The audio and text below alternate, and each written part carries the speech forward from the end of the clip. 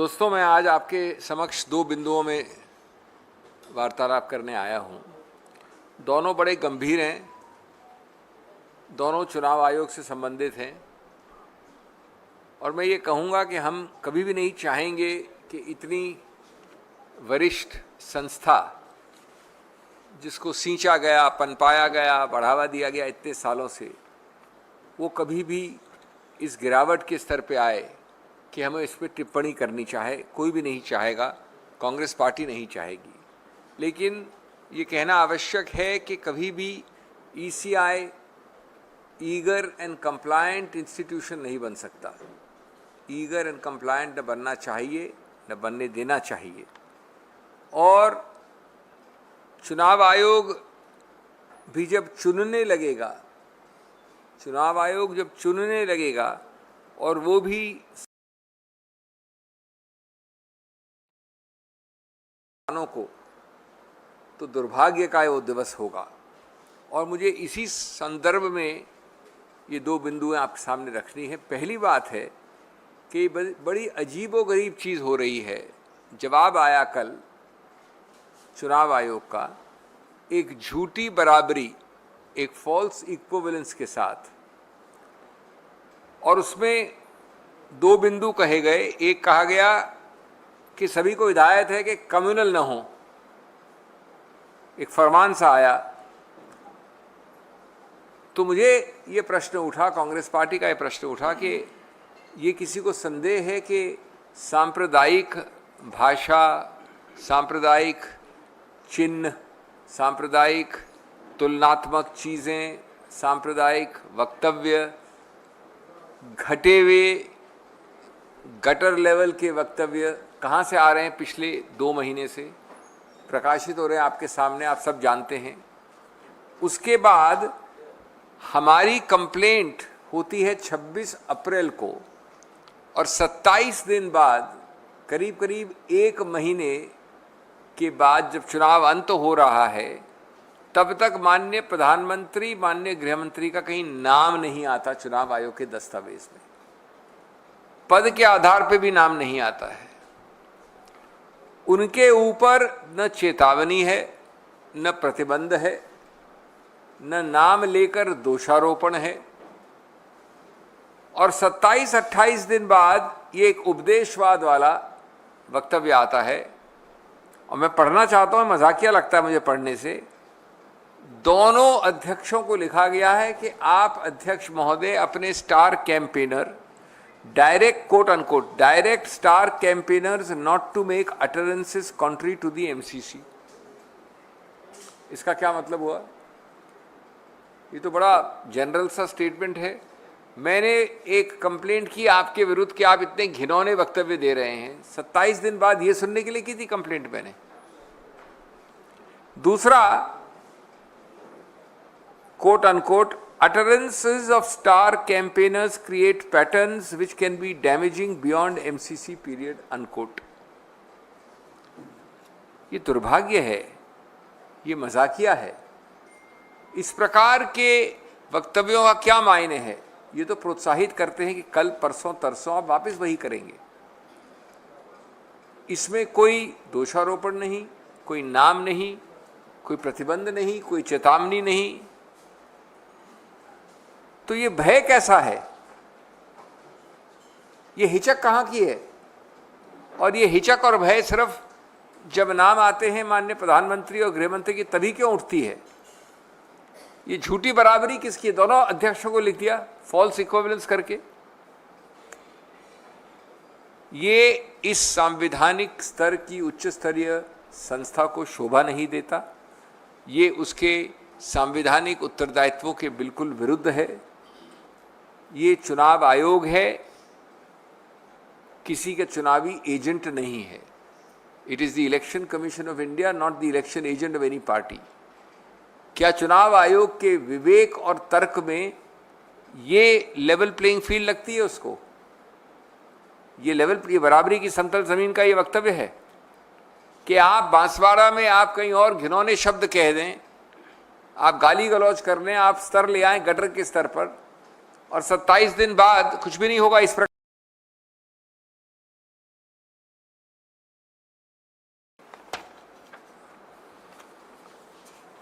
हम तो अचंभित हैं कि इस प्रकार की चीज़ें हो रही हैं, क्योंकि जब कोई भी संवैधानिक संस्था संविधान का पालन नहीं करती, सत्ता के पालनकर्ताएं उनका पालन करने लगती है, सत्ता में जो बैठे हैं उनकी तरफ झुकने लगती है, तो समझ लीजिए कि लोकतंत्र का अंत है।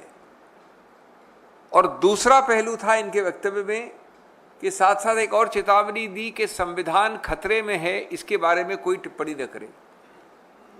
इसका मतलब क्या है? चुनाव आयोग को कोई अधिकार क्षेत्र नहीं है कि वो निर्णय करे कि आप क्या बोलते हैं, मैं क्या बोलता हूं, जब तक कि हम एमसी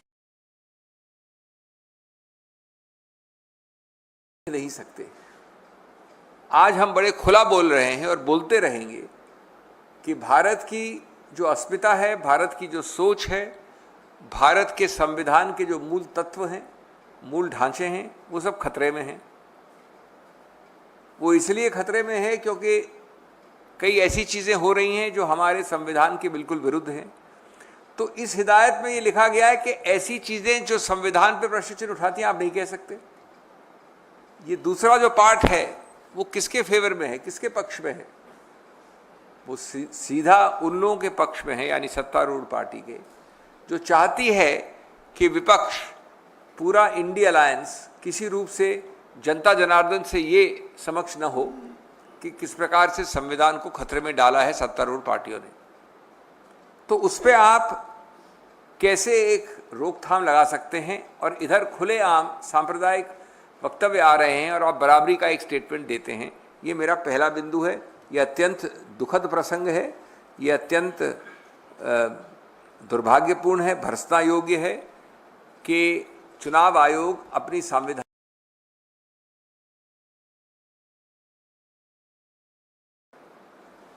मेरा दूसरा बिंदु है वोटर के जो आंकड़े हैं उनके विषय में। ये उतना ही गंभीर है, उससे शायद ज़्यादा भी गंभीर कह सकते हैं इसको। और इसमें बड़ा मजाकिया चीज़ हो रही है जिसके बारे में मैं आपको बताना चाहता हूँ। मैं बात अपनी शुरू करूँगा ये कह के कि चुनाव आयोग को बचा रही है भाजपा, कह रही है कि नहीं है कोई हेरा फेरी। अगर सब कुछ ठीक है, चंगा है, तो क्यों हो रही है वोटर डेटा रिलीज में देरी? इसका क्या औचित्य है? आंकड़ों में हेरा फेरी से बढ़ रहे हैं भाजपा के वोट और चुनाव आयोग देख रही है लोकतंत्र का गला होते हुए घोट। मैं ये कहना चाहूँगा कि पारदर्शिता इसमें सबसे महत्वपूर्ण सर्वोपरि है। और क्या ये पारदर्शिता है जो एक हलफनामा जवाब चुनाव आयोग ने उच्चतम न्यायालय में दिया है, जिसकी सुनवाई कल है। मैं उच्चतम न्यायालय के बारे में कुछ नहीं कह रहा, वो सुनवाई करेंगे, वो मेरिट्स पे करेंगे, लेकिन ये जवाब जो दिया है ये बड़ा अजीबोगरीब है। क्या है जवाब? सुप्रीम कोर्ट में जो दाखिल किया है चुनाव आयोग ने जवाब, वो पारदर्शिता के लिए नहीं बल्कि जनता से पर्दा करने के लिए जवाब लगता है।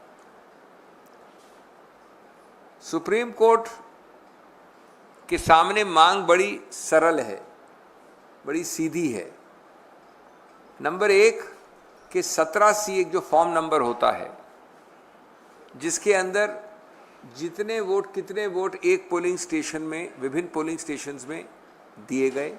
नंबर 2 कौन सी मशीन किस सीरियल नंबर वाली कौन सी पोलिंग स्टेशन पे लगाई गई। और नंबर 3 हर मशीन में कितने वोट पड़े।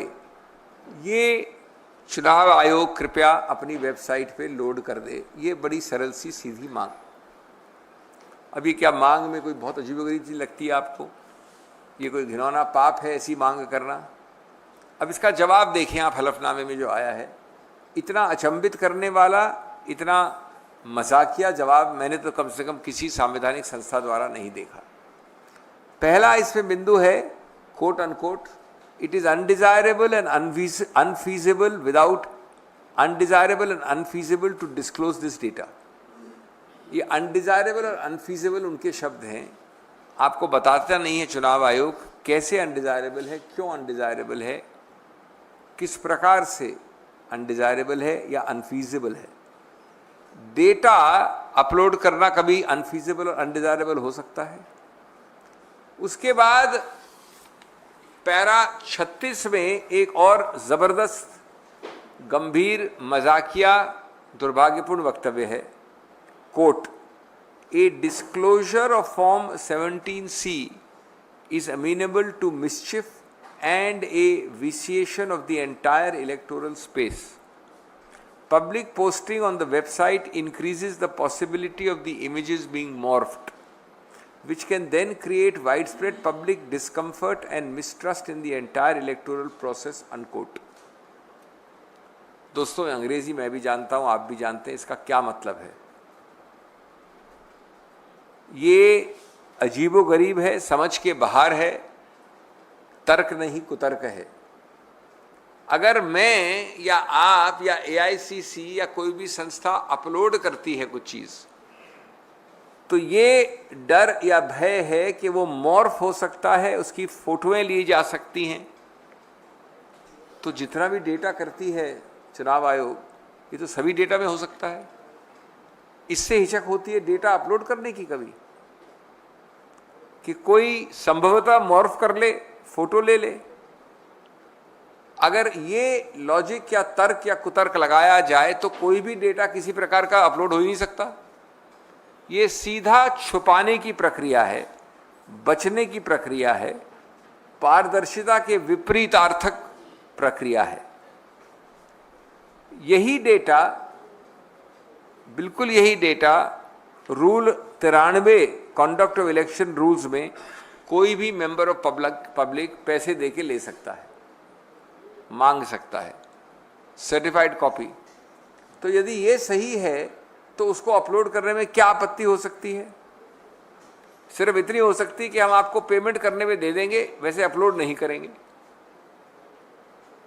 ये मजाकिया नहीं लगता आपको? ये डेटा डिजिटाइज्ड है, अवेलेबल है। लोग चाहते हैं कि आप और हम बैठ के कैलकुलेट करें पर पोलिंग बूथ। उससे ज़्यादा आवश्यक है कि एक मोहर हो एक संस्था की, उनको देना चाहिए। इसमें क्या आपत्ति हो सकती है? तो मैं समझता हूं कि क्या उनके पास पैसे कम हैं कि वो वेबसाइट में स्टोरेज स्पेस कमी है, उनको स्टोरेज स्पेस खरीदनी पड़ रही है एक्स्ट्रा। फॉर्म 17 को इस प्रकार से छुपाने का इसका उद्देश्य क्या है? इसका उद्देश्य है आस्था और विश्वास बढ़ाना पब्लिक में। संवैधानिक उत्तरदायित्व क्या है? कि सबके साथ शेयर करना। इसको इस प्रकार से विरोध करना मैं समझता हूं भर्त्सना योग्य है, दुर्भाग्यपूर्ण है और हर रूप से चुनाव आयोग को एक्सपोज करता है, उनका पर्दाफाश करता है कि वो एक झुकाव, एक तरफ, एक रुख पे देख रहे हैं। Because friends, if this stand of the EC is not exposed, then the ECI would, with great respect, be guilty of making democracy a sham. It would help the BJP to win by voter scam, a sham leading to a scam. We are not asking for anything about the EVM. We are asking for disclosure of data. Through this stand, in its ridiculous affidavit, the ECI is falling into the trap of the BJP to orchestrate decimation, demolition and destruction of electoral democracy. Famous people have said that more speech, more sunlight is the answer rather than less sunlight and less speech. Disinfectant of sunlight is the best answer for democracy. An extraordinary counter affidavit has come from the ECI on a simple prayer which seeks that the Form 17Cs, and I believe there are roughly 10,37,000 Form 17Cs, As you know, the Form 17C contains the number of votes cast at each polling station, the machines deployed with the serial numbers, and the number of votes polled on each machine. This is simple data. All that the people are asking is it should be uploaded. Now, if you find something so horribly objectionable or terrifying about this request, at least I cannot understand it. At least the ordinary man cannot understand a simple request for disclosure and transparency. Yet the reply which the EC has filed is quite remarkable, is astonishing, is ununderstandable, is absurd, is laughable.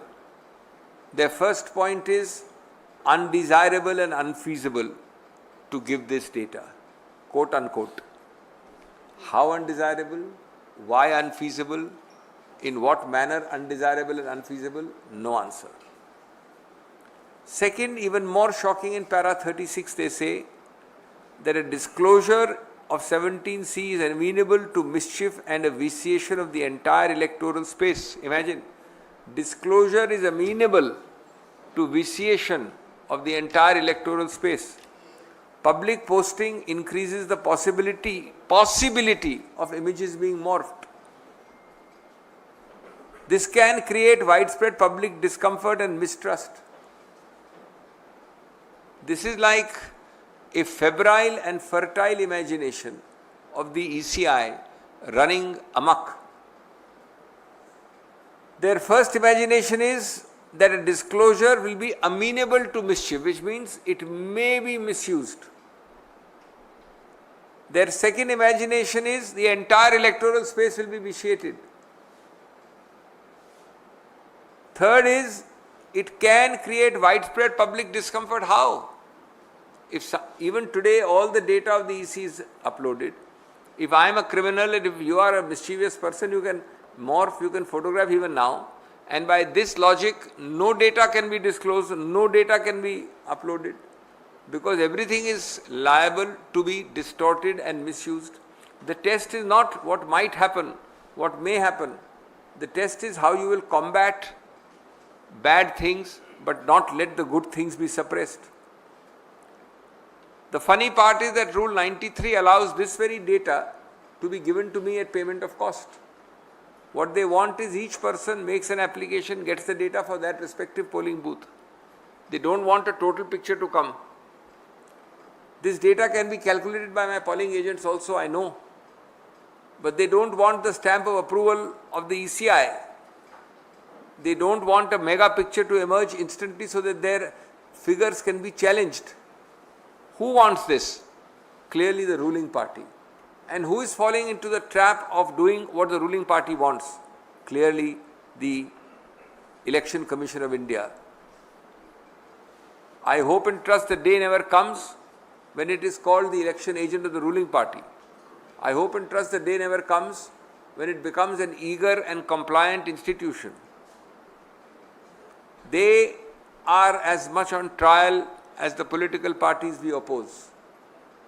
The political parties can fail the trial. The EC cannot afford to fail the trial. The EC has not passed the high constitutional obligations and the tests imposed upon it. It is time that the EC rose to the occasion and dealt with these issues on a constitutional basis. They have instead voted for concealment instead of transparency. The second issue is even more worrying. It's an extraordinary response by the EC after 27 days. A response of fudging, of delightful ambiguities and vaguenesses, of sermonizing and of avoiding the real issue. After almost a month on a complaint about the horrible, degrading, gutter-level speeches from Banswara to elsewhere, not a word of a whisper of the Honorable Prime Minister or the Home Minister. Not one word in the EC's response. Why this fear? Why this hesitation when two names come up? Why this terror? Not a single warning, not a single prohibition, not a day's suspension, not any fault finding. Delightful, vague generalities. I'll read to you two quotations which are amazing, disgusting. Quotation 1, we direct star campaigners not to make utterances contrary to the MCC. What kind of statement is this? Obviously, it is like saying we direct you all not to commit murder, because murder is an offence under 300 dafa 302 of the old law. I don't know the new section. Second, utterances of star campaigners create patterns which can be damaging beyond the MCC period, unquote. What kind of delightful, vague inanity is this? You have no guts to say that, look, Mr. XYZ, you violated in your campaign speech of so and so date the MCC, and we put a stoppage on your campaigning for 48 hours. Do you need us to teach you that? Have you forgotten your legacy, your status, your 75 years of constitutional status? It is absolutely amazing that the false equivalence is created by writing a letter to each of the two presidents of the parties without anything to the offenders. Without anything to the offenders. This country has not seen the language used by the Honorable Prime Minister for 75 years. And yet the EC is supine, quiet, avoiding the real issue and indulging in absolute generalities and sermonizing.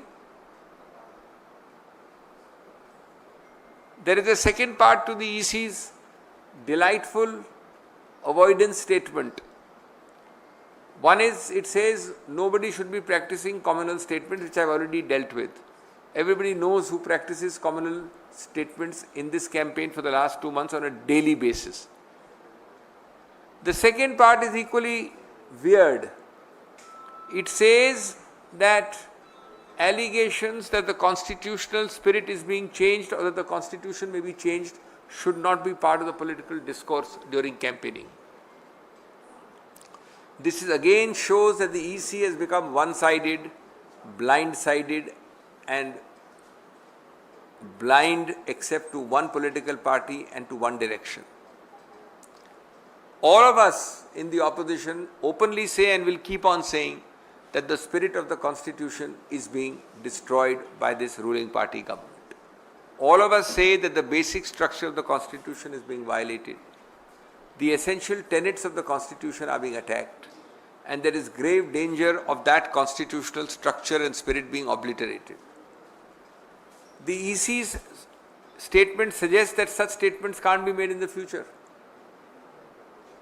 The EC has no power to decide the content of the speech you write. The EC has no power to censor my speech.